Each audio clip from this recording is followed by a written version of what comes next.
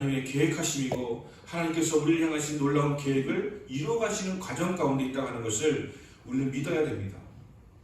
우리가 부모님에 대해서도 때로는 왜 저러시지라고 하는 것이 있을지라도 우리가 부모님에 대한 믿음을 가지고 그 사랑의 확신 가지고 살아가야지만 되는 것처럼 하나님께서 가시는 계획도 분명히 우리를 사랑하시기 때문에 우리를 위하셔서 주신 것이다라고 하는 확신은 가지고 있어야 됩니다. 그래야지만 우리가 하나님과의 관계 속에서 멀어지지 않고 하는 뜻을 발견하게 되는 그런 일이 생겨나게 될 것이라고 하는 것이죠. 오늘은 행복의 비결 세 번째 시간으로 온유한 자가 복이 있다는 말씀으로 은혜를 나누고자 합니다. 사실 제가 제일 듣고 싶은 말이 온유라는 말이에요. 근데 제일 안 되는 게 온유인 것 같아요. 왜 그렇게 가끔씩 이렇게 웃고 이렇게 화가 올라오는지. 온유하다는 말을 제일 듣고 싶은데 제일 안 되는 게 온유하다고 하는 그런 말을 생각해보면 정말 제가 온유하고 싶은 마음이 많이 있다고 하는 그런 생각을 하게 됩니다.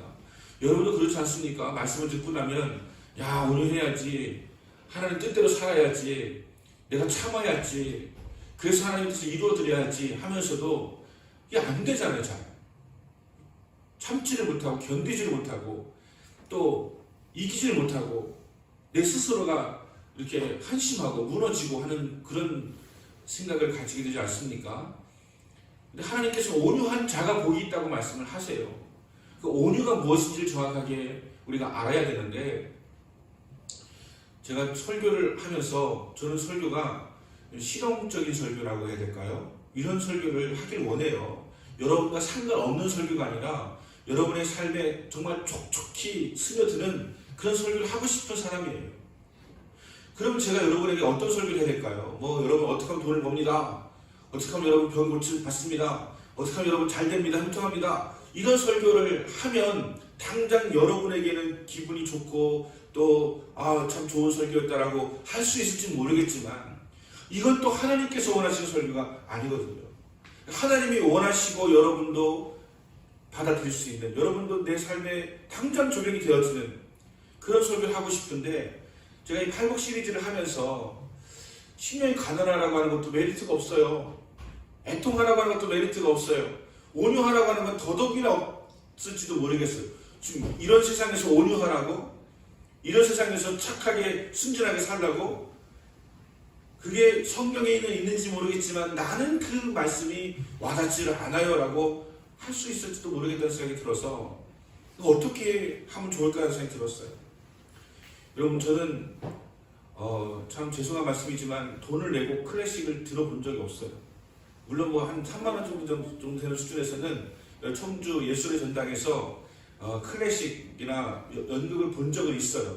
하지만 정말 60만 원씩 내고 50만 원씩 내고 오케스트라라든가 세계적인 클래식을 들어본 적은 없어요. 그것까지 TV로 봐도 되고 오디오 들으면 되지, 그 돈 내고 그걸 뭐하러 거기까지 보러 가나, 이런 생각을 하기 때문에 그런 것 같은데, 클래식 듣는 사람들은 그 클래식을 50만 원 주고 한번 들었던 사람은 그 다음에 100만 원을 줘도 그걸 들으러 간다는 거예요.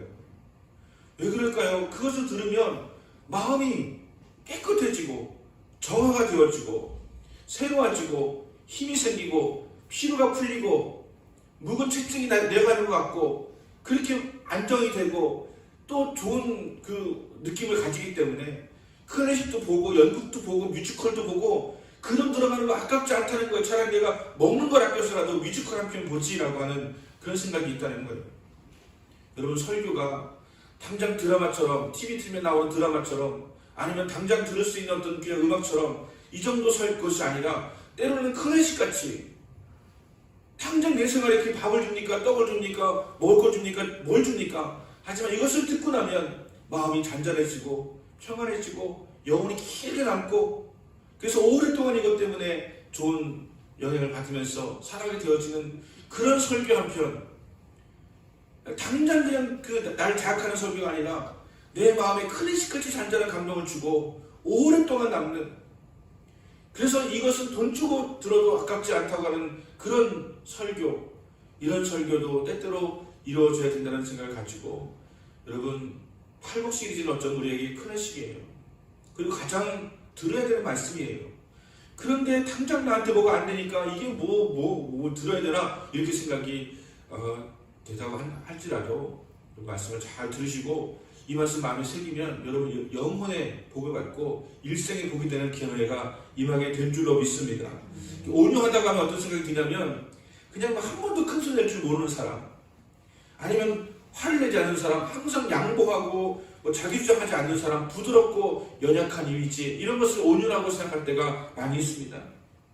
온유하다고 하는 것은 야구강식이 지배하던 시대에 큰 소리 내면 이기는 것처럼 보이고, 여러분 일단 그 운전하다가 이렇게 무슨 전투사로 나면 일단은 뭐가 이렇게 한번 꺾고 이렇게 나오잖아요, 그죠?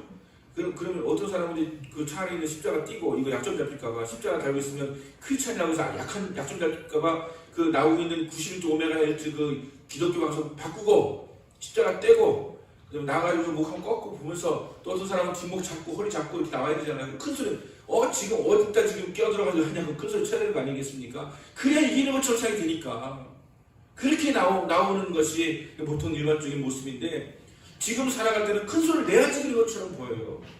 그리고 안타깝게도 우리한테 큰 소리 치는 사람한테 꼼짝도 못해요. 여러분 정말 착하게 마음 먹고 착하게 나가게 해주는 사람에게 더 잘해주십니까? 아니면 큰 소리 치고 귀찮게 하는 사람도 잘해주십니까? 큰 소리 치고 귀찮게 하는 사람도 잘해주시게 되잖아요. 귀찮으니까 또 싫으니까 어쩌면 또 나에게 고통을 줄 것 같으니까 그런 사람을 잘해주게 되잖아요. 말 잘 듣고 하는 사람 잘해주는 것이 아니고 나를 어렵게 하는 사람도 잘해주게 되는 것이 우리의 마음이잖아요. 우리도 그렇게 비겁하기 때문에 세상 사람들은 정말 큰 소리 내려고 하지 참으려고 하거나 온유하게 처리하려고 하는 경우가 별로 드물다라고 하는 것이죠. 활용받지 못하는 단어가 온유입니다. 현대인의 주요 관심사는 얼마나 많은 힘을 소유하느냐에 있어요. 제 근래에는 돈이죠, 돈. 돈이면 다 된다라고 하는 생각 때문에 돈이 많아야 힘도 있다라고 생각하고, 돈이 많아야 여유도 있다고 생각하고, 돈이 많아야 내가 할 수 있는 것을 이룰 수 있다고 생각하기 때문에 어떠한 사람들도 돈을 가장 우선으로 여기는 경우가 많이 있습니다. 때로는 권력을 우선 여기는 경우가 있죠. 권력 가지고 있으면 다 휘둘 수 있습니다. 심지어 돈 가진 사람조차도 굴피고 그 사람에게서 돈을 받아낼 수도 있고, 그 사람에게서 내가 더 우위에 있다고 하는 것을 증명해낼 수도 있는 것이 권력이기 때문에 지금 저렇게 지금 권력을 잡으려고 난리를 치고 있는 것 아니겠습니까? 권력을 잡아가지고 국민을 섬기고 국민을 위하고 또 대한민국을 발전시키고 하는 그런 마음을 가지신 분들이라고 저는 믿지만, 많은 사람들은 권력을 가지면 과시하는 그런 욕심을 부리기 때문에 못하고 있다고 하는,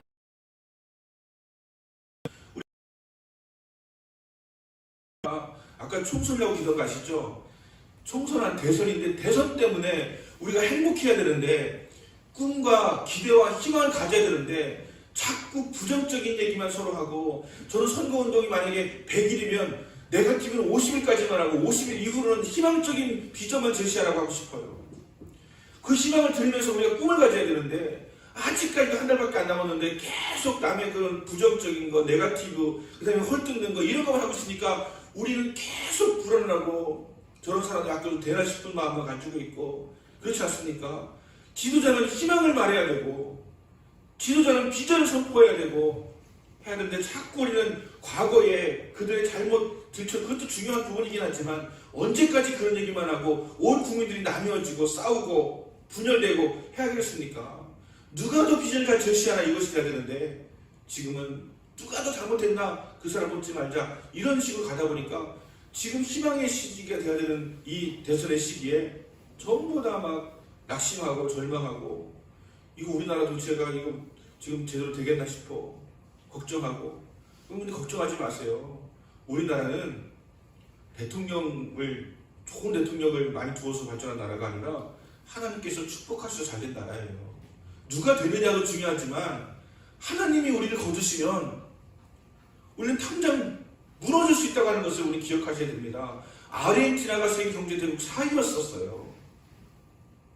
필리핀은 우리나라보다 몇 배는 다 살았었어요. 멕시코도 마찬가지고요. 다 우리만 우위였었는데 왜 곤두박질 칩니까? 여러분, 누구 한 사람에게서도 중요하지만 하나님 한번 손 놓으시면 우리나라 가정에 뭐가 있어요? 자, 자원이 많습니까? 땅이 넓습니까? 뭐가 그렇게 탁월합니까? 그런데 우리가 세계 지금 6대, 7대 강국 안에 들어간다 만다를 하고 있는데 우리가 정말로 자랑할 만한 대통령이 그렇게 누가 있습니까?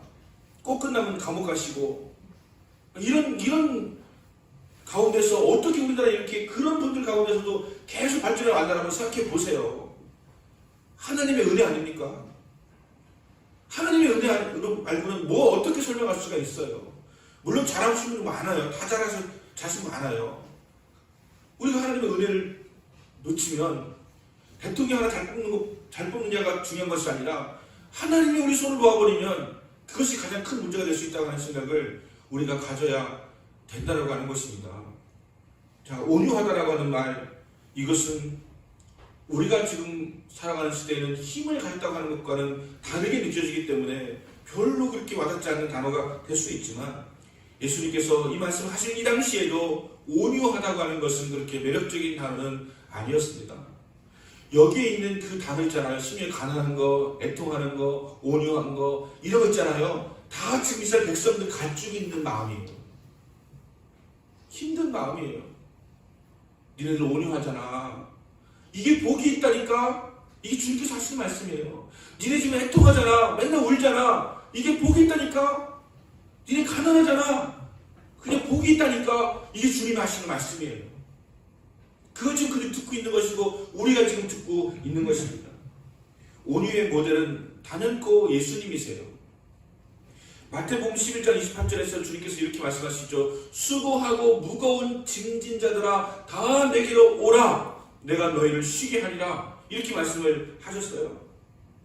언제가 제가 말씀을 드렸듯이 어렸을 적에 삼립빵을 사면 그 뒤에 말씀이 두 가지 정도가 적혀 있었어요. 하나는 마태복음 10장 28절 오늘 말씀 수고하고 무거운 짐진 자 다 내게로 오라. 내가 너를 쉬게 하리라 이 말씀하고 사도행전 10장 31절에 있는 말씀 주 예수를 믿으라 그럼 너와 내 집이 구원을 얻으리라. 이 두 말씀이 그 빵 뒤에 써 있었어요.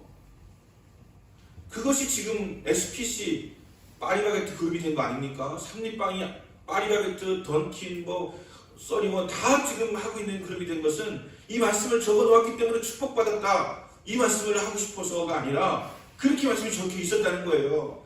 그리고 하나님께 축복하셨다라고 저는 그렇게 생각이 들어요.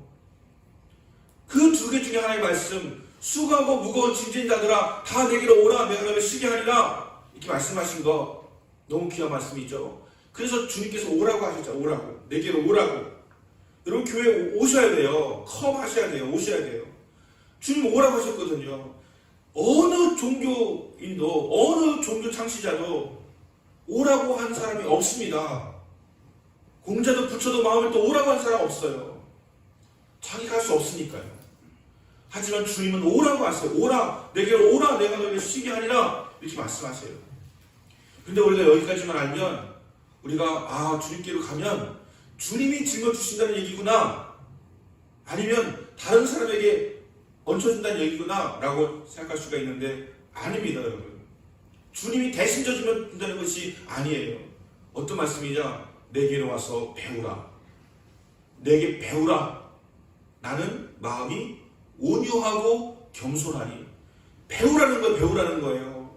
주님의 온유를 배우라는 거예요. 그리고 그 짐을 너는 그냥 계속 지으라는 거예요.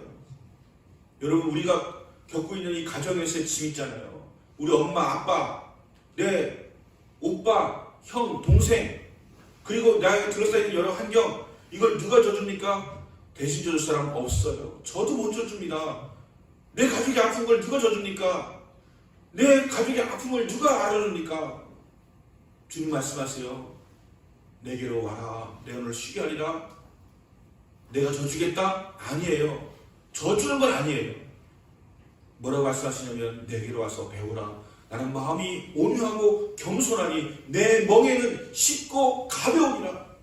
나는 엄청나게 무거웠었는데 주님께로 가서 배우니까 그 멍에가 쉽고 가벼워지더라는 거예요. 이거는 우리의 십자가예요. 에고의 십자가. 여러분 아버지 아프신 거, 어머니 아프신 거, 내 형 누군가 문제가 있는 거, 가족의 아픔 이거요 내 십자가예요. 내가 짊어져야 하는 십자가예요. 근데 그게 너무 무거워서 아파서 많이 울었는데 주님께 배우고 나니까 쉽고 가볍게 되는 거예요. 짊어지긴 짊어졌는데 이전처럼 무겁지가 않고 고통스럽지가 않고 쉽고 가볍게 지게 되돌아가는 것을 가르쳐 주시는 것이지, 주님이 내가 해주겠다 이렇게 하신 적은 없습니다. 누가 짊어지게 하겠다라고 하신 적도 없습니다. 주님께 배우면 쉽고 가볍다라고 말씀하시는 것이죠. 내 멍에는 쉽고 가벼우니라. 여러분, 주님 멍에가 가볍습니까? 주님처럼 억울해도 그렇게 억울하신 분이 없는 분이 주님이에요.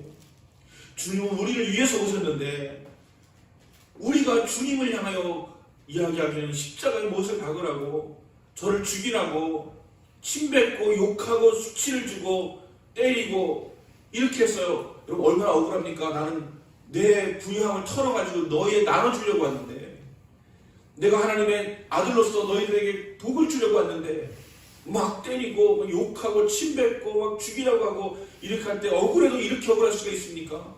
주님의 억울함을 우리가 기억하면 우리의 억울함은 아무것도 아닌 것을 알게 되어지죠. 주님 고통 아프셨습니까? 십자가 달린 것도 고통 아픈 것입니까? 채찍이 맞는 게 고통 아픈 것입니까? 그 가시면류관 붓기지로 써가지고 피 흘리게 된 것이 고통 아픈 일입니까? 내가 아무리 아파도 주님의 아프신 고통을 생각하면 주님보다는 아무것도 아니구나라고 하는 것을 깨닫게 되어지는 것이 주님의 멍이에요. 그분처럼 아프신 분이 없었고, 그분처럼 억울한 분이 없었고, 그분처럼 수치를 당하신 분이 없었고, 그분처럼 가난하신 분이 없었습니다. 원래 가난해서가 아니고 가장 부유하신 분인데도 가난해지셨던 분이 없었다고 하는 것입니다. 그래서 우리는 그 멍이를 배울 때에, 그 멍이를 우리가 알게 될 때에 우리의 멍에는 쉽고 가볍다고 하는 것을 깨닫게 되어진다고 하는 것입니다. 예수님의 온유함의 특징은 무엇입니까? 자기를 기쁘게 하지 않았다고 하는 거예요. 우리가 왜 무겁고 힘든 삶을 살아가게 되는 줄 아십니까? 나를 기쁘게 해야 되는데, 내 자신을 채워야 되는데 그게 안 되니까 화가 나고, 그게 안 되니까 억울하고, 그게 안 되니까 힘든 거예요. 주님은 자신을 기쁘게 하려고 하는 마음이 아니었기 때문에 그걸 감당해내신 거예요. 우리가 세상을 살아가다 보면 똑똑한 사람도 많고 성공한 사람, 능력 있는 사람을 만나게 됩니다. 그러나 이 똑똑하고 능력 있는 그 부분에 대해서 우리가 남과 비교하게 되어지면 우리는 끊임없이 불행하다고 생각이 듭니다. 우리는 불행해요.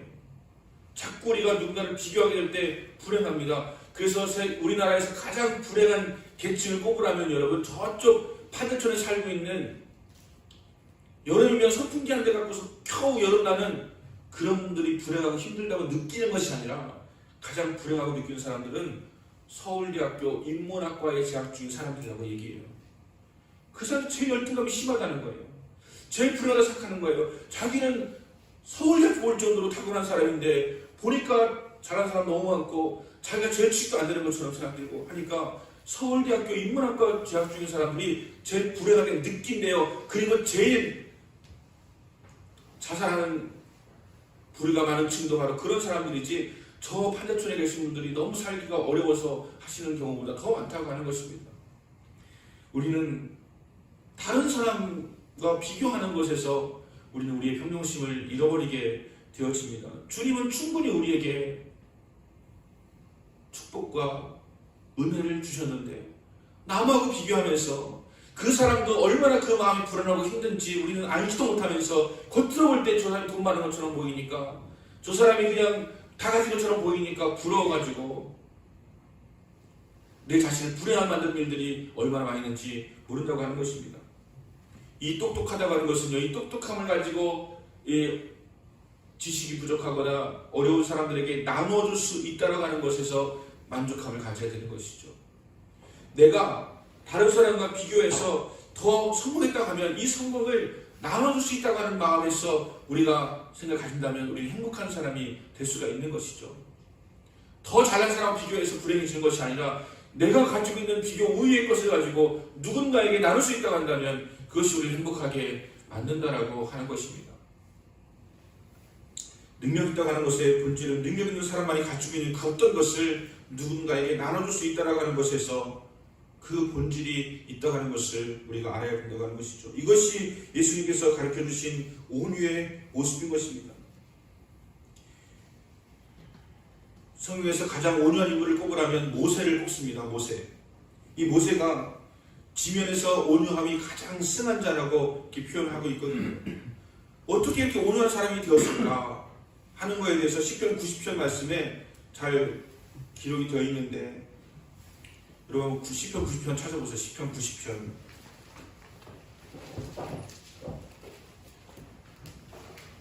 4절 6절까지 말씀 우리 함께 읽어보겠습니다. 4절 6절까지 시작. 주의 목전에는 천년이 지나간 어제 같으며 밤의 한순간 같을 뿐임이니이다. 주께서 그들을 홍수처럼 쓸어 가시나이다. 그들은 잠깐 자는 것 같으며 아침에 돋는 풀 같으니이다. 풀은 아침에 꽃이 피어 자라다가 저녁에는 시들어 마르나이다. 아멘. 시편은 이렇게 말하는 거예요. 인생은 풀 같다는 거예요. 인생은 풀 같다는 거예요. 아침에 그냥 피었다가 자라다가 저녁에 시들게 되어지는 풀 같은 존재가 인생이라는 거예요. 우리가 뭐 90이다 100세다 뭐 이렇게 하지만 주님께서 가지고 계신 영혼에 비하면 그냥 찰나 같고 순간 같고 풀 같은 안개 같은 그런 것이 인생이라고 하는 것을 모세가 깨닫게 되었습니다. 그래서 우리는 여기서 뭐 아웅다웅하고 뭐 잘났다 못났다 예쁘다 뭐 못생겼다 어쩌고 막 하면서 뭐 비교 다 그 1등 위에서 바라보면 다 아래에 있는 사람들은 다 개미떼처럼 다 고만고만한 사람들인데 우리는 고만고만한 사람끼리 그래도 내가 더 낫지 뭐 이렇게 하면서 아웅다웅 하다 보니까 우리 자신을 제대로 알지 못하고 불행하게 사는 경우가 많이 있는데, 온유라고 하는 것은요, 내 분수가 어떠한가 하는 것을 알게 해주는 것이 온유예요.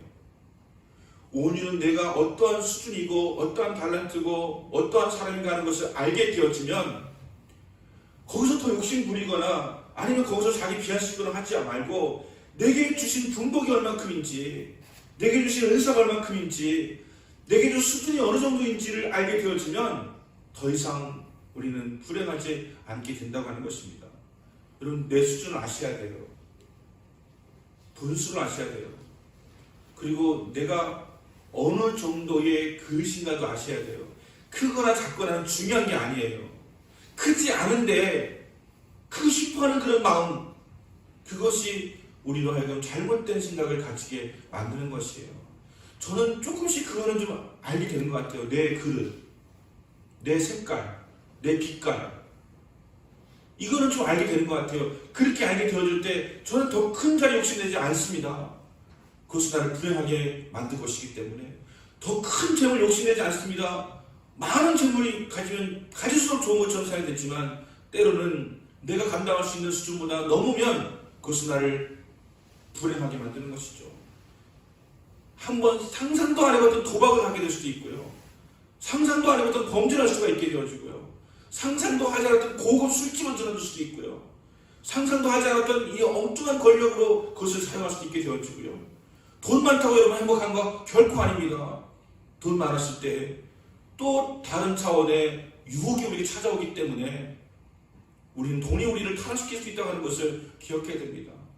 돈이 많아지니까 주님 의지하지 않기 시작하고, 돈이 많아지니까 기도하지 않기 시작하고, 돈이 많아지니까 교회에 예배 오는 것을 등한히 하기 시작하고, 이렇게 되면서 점점 우리는 지옥 가는 백성이 될 수도 있기 때문에 많으면 많을수록 좋다? 아닙니다. 권력도 많으면 많을수록 좋다? 아니에요. 내 수준에 맞는 그런 권력, 그런 재력을 가질 때 가장 행복한 거예요. 그렇다고 여러분 수준을 우리가 정확히 모르는데 그러면 저는 돈 안 벌래요? 그건 아니죠. 어떤 분이 저한테 기도 제목을 이야기하더라고요. 목사님, 저는 그냥 한 달에 한 500 정도 월급 받고 우리 남편 속 안 새기고 애들 공부 그냥 좀 잘하고 이 정도만 됐으면 좋겠어요. 그래요. 그건 거의 완벽한 거 아닙니까? 그 정도 아주 소박한 것처럼 이야기하지만 그랬으면 좋겠대요. 아들 속 안 새기면 그 얼마나 좋은 기도 제목이에요. 500 정도, 이 정도가 뭐 많다고 할 수는 없겠지만 그렇게 소소한 꿈을 가졌다고 이야기하는데 사실은 그것만큼 좋은 게 없는 것이거든요. 내가 필요한 만큼 가질 수 있으면 가장 행복한 것이다라고 여길 수 있어야 그게 온유예요. 온유는 자기 분수를 하는 것이 온유예요. 거기서부터 시작돼야지 되는 거예요. 그렇다고 해서 내 가능성까지 뭐 누르라는 얘기가 아니고요. 내 가능성도 발견할 수 있어야 돼요. 나는 할 수도 있는 사람이다. 난 노력하면 이만큼 할 수 있는 역량이 내게 있다는 것을 발견해내는 것도 온유예요. 그래서 훈련이 되면 더 크고 위대한 일을 행할 수 있다라고 여기는 것이 온유라고 하는 것입니다. 모세는 나는 한낱 풀과 같은 존재인데 라는 생각을 가지면서 그 마음의 온유함을 지켰다라고 하는 것입니다. 또 온유한 또 다른 모델은 바울인데요. 여러분, 바울. 여러분, 때로는 우리가 이름을 바꿀 때가 있잖아요. 계명할 때가 있잖아요. 그러면 계명을 할 때 계명할 때 계명할 필요가 있는 것이 옛날 이름도 있잖아요. 너무 옛날 이름들 보면 이름이 조금 좀 지금 불리면 좀 이렇게 좀 그런 이름들 갖고 계신 분들은 계명하셔야 돼요. 근데 한자 풀이를 갖다가 잘해야 되기 때문에 장명가한테 무슨 계명을 한다는 거 이런 거 생각 안 하셔도 됩니다. 우리 예수 믿는 사람이기 때문에 장명하고 사지하고 팔자보고 이런 것들이 우리에게 유익하지가 않아요. 우리는 거듭난 사람이고 하는 사람이기 때문에 그 한자풀이 그렇게 중요하면 왜 피터라고 지을까요? 베드로라고 지을까요? 그렇게 한자풀이가 좋으면 김초란이라고 짓지. 왜 베드로라고 짓겠습니까? 왜 사울을 바울로 바꾸겠습니까? 그 사람들은 그러면은 왜 한국 사람은 48장을 갖고 그 사람들은 안 받는 것입니까? 그건 아니에요. 이름 바꾼 사람 중에 저는 오중이라는 사람, 오중 많잖아요, 그죠? 근데 우리 애가 주역교 있는 애가 오중인데 애들이 오중이라고 놀려 자꾸. 권오중 이렇게 하니까 그렇게 놀림받지 않으면 바꿔야 돼요. 자기 그게 너무 안 좋으면 바꿔야 돼요. 그렇게 바꾸는 것이 필요하죠. 그런데 이름 바꾸는 거 말고 호 짓는 거죠. 호를 지을 때 어떤 분들은 아주 거창하게 짓습니다. 뭐 거산, 그죠? 거산 아시죠? 거제도하고 부산하고 연결했다고 했지만 큰 산이라는 뜻이잖아요. 근데 호는 그렇게 짓는 게 아니에요. 호는 오히려 정말 겸손하게, 낮게 이렇게 호를 짓는 것이 보통 호를 짓는 것인데 호를 크게 짓는 분들이 있는데 그럼 저는 그게 반갑지가 않더라고요. 그건 그렇게 짓는 게 아니고요. 사울이라는 이름의 뜻은 위대한 자라는 뜻이에요. 바울이라고 하는 이름의 뜻은 작은 자라는 뜻이에요. 이름을 작은 자로 바꿨어요. 오히려 나는 작은 자다라고 바꿨다는 얘기. 바울이 사울이 원래 위대한 자고 바울이 작은 자인데 사울이었던 자가 바울로 이름 바꿨다는 거예요. 저는 작은 자입니다. 저는 죄인입니다. 이렇게 바꿨다는 거예요. 그렇게 이름을 바꿔서 바울은 위대한 사람으로 기억에 남게 되었습니다. 성경의 원리를 보자면 큰 소리 치는 사람들은 다 겁쟁이들이에요. 아마 심리학을 전공하시는 분들 심리학을 보시면 아실 거예요. 큰 소리 치는 건요 방어 기제예요. 나를 지키기 위해서 큰 소리 치는 거예요. 김정은이가 큰 소리 치잖아요. 쫄 거 없습니다. 그 사람은 그냥 뭔가 지키고 싶은데 힘이 없으니까 큰 소리 치는 거예요. 대부분 개들은요 정말 제가 개를 키워보지 않았지만 뭐 그렇다고 상식이 없겠습니까? 가장 크게 막 짖는 개들이 오히려 더 약한 그런 개인 경우가 많은 것이죠. 진짜 불독이나 셰퍼드나 이런 것들은 막 안 짖고 있다가 확 물어버리고 막 이렇게 하는데 오히려 자기를 지킬 것이 많은 개가 오히려 뭐 크게 짖게 되어지는 것이 보통이기 때문에 한국 사람들은 얼마나 땅을 좋아하는지 총소리가 원래 탕탕 나거든요. 근데 우리나라 사람들은 땅땅이라고 하거든요. 땅땅이거든요. 땅을 좋아하니까. 그리고 얼마나 빽을 좋아하는 죽을 때도 꽥하고 죽는 게 아니라 빽하고 죽었다잖아요. 빽하고 죽었잖아요. 우리나라 사람들은 빽을 그렇게 좋아해요. 세계에서 가장 빽 좋아하는 민족 중에 하나인 것 같아요. 빽 이렇게 하고 땅땅하고 빽하고 죽고 그렇게 빽빽이 중요했다고 하는 것을 이야기하고 있는 것인데 온유한 사람이 땅을 차지한다라고 성경 말하고 있습니다. 온유한 사람이 땅을 차지한다. 제가 우리 그 교단의 총회장님 정동균 목사님을 참 좋아하게 되는 것이 이분은 그냥 항상 말할 때마다 싸우지 말래요. 본인도 모든 싸움과 총사가 다 그분이 지금 담당하고 있는데 그분의 저기는 싸우지 말아요. 싸우지 마. 이번에도 저도 막 저를 막 어렵게 하는 사람, 힘들게 하는 사람, 보통 억울한 게 아니에요. 제가 뭐 이렇다고 저렇다고 막 얘기하고 돌아다니고 정말 오늘 안 주이긴 해요. 총회장한테 이야기하면 목사님 그냥 내비둬. 앞으로 큰일 날 사람이 그런 작은 것에서 목사 평판 안 좋아지면 안 돼. 그냥 가만히 있어. 참어. 그냥 그러거나 말거나 냅둬. 그거 지적도 하지 마. 뭐 달래? 줘버려. 다 줬어요. 700 몇십만 원 통장 드는 것도 그냥 줬어요. 안 줘도 싸움이 이길 것 같은데 줬어요. 홈페이지 150만 원 주고 만들었는데 그럼 줬어요. 주래요. 싸우지 말래요. 그거 아무것도 아니래요. 700만 원, 250만 원 아무것도 아니래요. 그냥 주래요. 그냥. 제일 중요한 건 싸우지만 않는 거 좋다는 거예요. 저는 이것이 온유함이구나라고 하는 것을 이렇게 알게 돼요. 우리는 작은 것을 지키기 위해서 우리의 평정심을 잃어버리고 더 큰 문제를 준비시키는 일들이 많이 있는데 온유함이라고 하는 것이 결국 땅을 차지하는구나. 이분이 결국은 지금 이분이요 웨스트민스터의 이사장이고 우리 대학교의 이사장이고 총회장이고 이분은 그 성도 150명밖에 안 되는 교회에 담임 목사님인데 너무나 많은 것을 가졌어요. 어떻게 가능한가라고 생각해 봤더니 역시 이분이 그냥 다투지 마. 그래도 참어. 나는 그냥 내 지론이 싸우지 말자야. 안 싸울 거 있으면요. 나는 싸워야 지킬 수 있을 것 같아가지고 막 싸우셔야 됩니다라고 이렇게 하는데 안 싸운대요. 싸울 게 있으면 나오세요 그냥. 안 나오면 그거 잃어버리잖아요. 괜찮아 그거 잃어버려도. 이런 마음으로 하세요. 근데 지금은 너무나 많은 것을 하고 계세요. 정말로 큰 사람은 작은 것 때문에 싸우지 않는 사람이에요. 온유한 사람이 되어야 된다고 하는 것입니다. 마음에는 이거 내가 참았다가는 막 죽을 것처럼 생각이 됐지만 성경은 말합니다. 온유한 자가 땅을 차지한다. 온유한 자가 땅을 기업으로 받는다. 물론 우리가 땅을 직접 받는다 이것만으로 해석할 수 없는 것이죠. 이 땅도 역시 천국의 땅이고 하나님의 나라를 의미하는 것이지만 실제로 우리 삶에서도 온유한 자가 땅을 차지한다라고 하는 것을 우리에게 말씀하고 있는 것입니다. 온유라고 하는 것은 어떤 사람이냐? 간단하게 말씀드리면 첫 번째는 때를 분별할 줄 아는 사람이에요. 아무 때나 힘쓰면 우리는 큰 일을 하야할 수가 없는 거예요. 힘을 쓸 때가 있고 뺄 때가 있는 건데 때를 분별할 줄 아는 사람, 이것이 아리스토텔레스 윤리학에서 중용이라고 하는 의미인데 옳은 일을 위해서 옳은 방법으로 옳은 순간에 자기 입장, 감정과 생각을 적절하게 표현하는 것, 아무거나 막 말하는 것이 아니라 필요할 때 옳은 방법으로 옳은 시간에 바른 생각을 가지고 정확하게 말할 수 있을 때 그것이 중용이라고 하는 거예요. 이것 때문에 우리 이런 질문하려고 우리 예나가 이화여대 면접에서 마지막 그 질문이 아리스토텔레스가 우리나라의 대통령이면 어떻게 됐을까라고 질문했을 때 이런 얘기를 해야 되는 것이었거든요.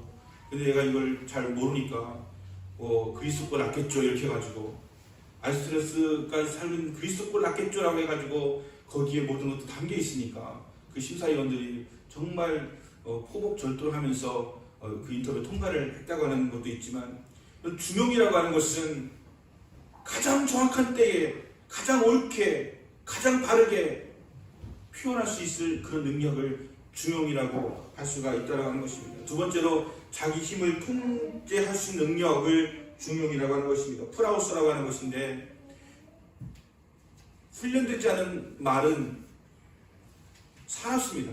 하지만 훈련된 말은 가장 탁월한 능력을 발휘하는 말이 될 수가 있다고 하는 것입니다. 그래서 잠언서 25장 28절에서 자기의 마음을 제어하지 아니하는 자는 성은 무너지고 성벽이 없는 것과 같으니라. 바꿔 말하면 힘이 있지만 그 힘을 제어하지 못하는 사람은 무너진 성벽과 같다는 것입니다. 힘이 있다고 그걸로 갑질하면 무너진 성벽과 같다는 거예요. 힘이 있다고 그걸로 휘두르면 그것은 무너진 성벽과 같다는 것이에요.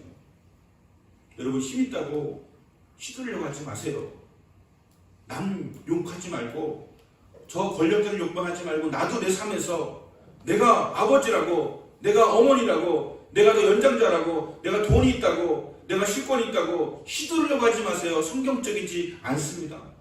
오히려 그걸 가지고 내가 아버지이기 때문에, 어머니이기 때문에, 돈이 있기 때문에 그걸 가지고 섬길 수 있는 마음을 가져야지. 그것이 성경적인 삶이고 그것이 온유한 사람인 것이지, 내가 가졌다고 그걸로 휘둘면 그것은 세상의 권력과 다를 것이 없고 이것은 오래가지 못하는 것이 되고 만다고 하는 것입니다. 창세기 26장에 이삭이 흉년이 들어가지고 블레셋 왕 아비멜렉 있는 곳으로 거주하게 되어진, 여기서도 이삭도 자기 아내를 누이라고 속입니다. 아버지랑 똑같아요, 여러분. 여러분, 아버지 안 닮고 싶은데 때로 보면 아버지랑 똑같이 하고 있는 그런 경우가 많이 있습니다. 이은별 집사님 좋으시겠어요, 그래도. 세상에 장모님 같은 분이 없으시잖아요, 그죠? 그러니까 아버지, 나도 모르게 아버지처럼 살고 있는 그런 걸 발견할 때가 있어요. 그런데 아브라함이 자기 아내를 누이라고 속였는데 이삭은 그걸 알았으면 자기는 그렇게 하지 않으니까 그 자기도 와이프를 또 누이라고 속이고 있더라는 거예요. 이렇게 살고 있었는데 자기가 우물을 파면 블레셋이 와서 또 막아버립니다. 또 파면 막아버립니다. 이렇게 하면서도 이삭은 다투진 않아요. 이거 내가 판 건데 니네는 무슨 상관이냐고 싸웠으면 아마 이삭은 거기 쫓겨나거나 큰 문제가 생겼을 것인데, 싸우지 않고 옮겨갑니다. 또 팝니다. 또 묻어버립니다. 또 팝니다. 몇 번 파니까 이제 블레셋이 포기를 해버리는 거예요. 나는 더 이상 싸우지 못하겠다. 귀찮다. 그거 매우 힘들다 하면서 포기해버려서 그것을 르호봇이라고 이름을 지었다고 하는 것입니다. 저는 여러분들이 르호봇의 축복을 받게 되시기를 바랍니다. 거기에 우리 나와가지고 그 우물로 생명을 얻고 짐승을 먹이고 거부가 되어지고 하는 축복이 르호봇의 축복이었다고 하는 것입니다. 저는 사랑하는 큰나무교회 성도 여러분께서 르호봇 축복이 임하기를 원합니다. 온유함이 필요한 이유는 우리가 하나님의 나라를 유혹으로 받을 수 있기 때문에 그렇습니다. 온유하지 못하면 말씀이 안 들어와요. 여러분, 지금 제가 설교하고 있는데 도대체 무슨 말씀인지 못 알아듣겠다 하시는 분이 있을지도 모르겠습니다. 제가 잘못 설교해서 그럴 수도 있지만 때로는요, 우리가 온유한 마음이 없으면, 교만한 마음이면 설교가 들어오질 않습니다. 저 따위 설교를 내가 뭐하러 들어야 돼, 이렇게 생각이 들면서 차단이 되는 거예요. 안 들어오는 거예요, 머릿속으로. 근데 이 말씀이 쏙쏙 들어온다 그러면 여러분 복 있는 사람인 거예요. 온유한 마음으로 받아들이게 되어지면 복 있는 사람이에요. 여러분, 말씀이 들려오면 복 있는 분이세요. 말씀이 들려오고 이것이 마음속에 새겨지면 여러분 복 있는 사람이세요. 여러분, 여기에서 정말 돈으로는 따질 수가 없는 놀라운 복을 받고 계시는 거예요. 어디에 가서 어떤 드라마로, 어떤 영화로, 어떤 짤로 이런 하나님 말씀을 받을 수가 있겠습니까? 그래서 그 말씀을 들어도 무슨 말인지 못 알아듣겠는데 오늘 설교는 잘 들어온다, 잘 받아준다, 깨달아준다 라고 하면 이것만큼 귀한 복이 어디 있냐는 것이죠. 이게 온유한 자가 받는 복이에요. 이 복을 받게 되시기를 예수님으로 축원합니다. 그래서 베드로서 3장 4절에서 베드로 사도는 하나님을 영화롭게 하기를 원한다면 외모에 신경 쓰지 말고 온유함으로 속을 단장하라고 하는 권면을 하고 있습니다. 온유함으로 속을 단장하세요. 여러분, 땅을 차지하는 그 축복을 받게 될 것입니다. 앞으로 시대는 우리나라는 세계 최고의 나라가 될 거예요. 우리나라의 땅은 너무나 작은 땅이지만 지금은 전 세계의 땅이 실제 살고 있는 땅이 아니라 이 온라인의 영역이 세계를 지배하고 차지하게 됩니다. 우리나라는 세계 최고의 온라인 강국이에요. 우리나라 온라인의 영토는 러시아도 넓을 수도 있고요, 미국까지 넓을 수도 있는 거예요. 마찬가지로 우리 마음속에 있는 이 영혼의 영역은 온라인보다 더 강력하게 더 넓은 영역을 가질 수 있는 거예요. 여러분, 마음의 땅이 넓어지는 거죠. 마음의 땅을 차지하게 되어지는 것이죠. 이 온유함이 여러분의 마음의 영역을 넓힐 거예요. 여러분 부자가 될 거예요. 현재로는 내가 여기 땅 가지고 있는 거 없지만 내 마음에 누구도 소유할 수 없는 엄청난 땅이 나에게 있다고 하는 것을 발견하게 되어질 것이고, 이것은 우리 넉넉함이에요. 땅 가진 사람들은 왜 그렇게 자신 있어 합니까? 땅이 있으니까요. 어디냐 그러면 안산 땅 있다고 해요. 안산 땅. 제가 얘기했죠. 저 안산 땅 5만 평이 있다고. 제가 안 산 거예요, 그냥.